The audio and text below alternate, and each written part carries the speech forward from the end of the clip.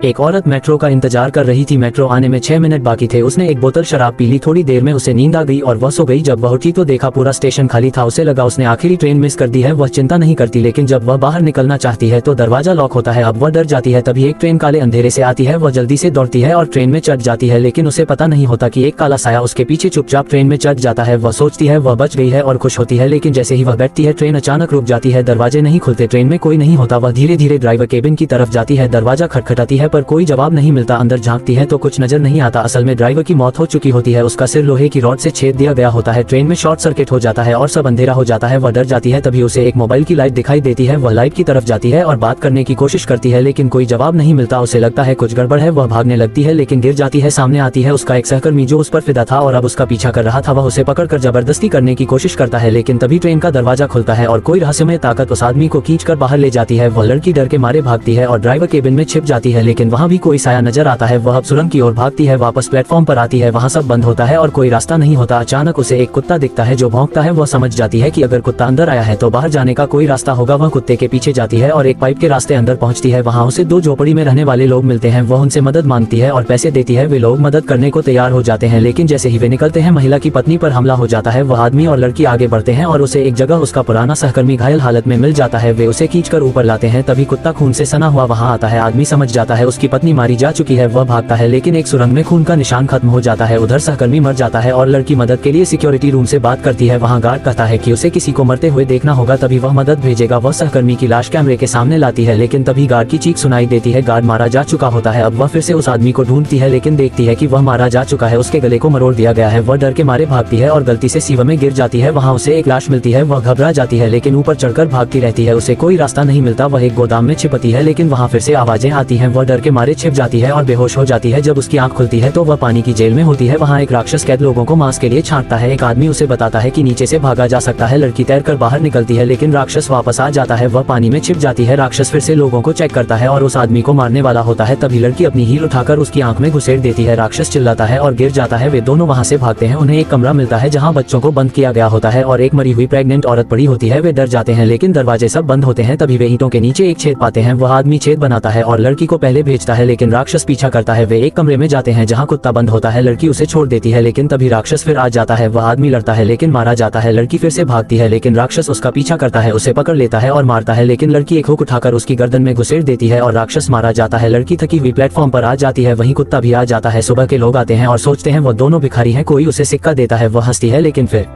रोने लगती है। कहानी यहीं खत्म होती है।